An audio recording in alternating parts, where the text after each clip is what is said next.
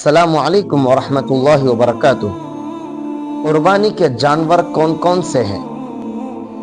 دیکھیے، شریعت مطہرہ میں 3 طرح کے جانوروں کی قربانی کو جائز اور مشروع قرار دیا گیا ہے۔ نمبر 1، ابل، اس میں اونٹ اونٹنی خواہ کسی بھی نسل کے ہو سب اس میں شامل ہیں۔ نمبر 2، بقر، اس میں بیل، بھینس، نر و مادہ خواہ کسی بھی نسل کے ہو اس میں شامل ہیں۔ نمبر 3، غنم، بکرا، دمبا، بھیڑ، نر اور مادہ سب اس میں شامل ہیں۔ ان 3 قسم کے جانوروں کے علاوہ کسی بھی قسم کے جانور میں خواہ وہ حلال ہو یا حرام ہو، قربانی بالکل جائز نہیں ہوگی، بالکل ادا نہیں ہوگی۔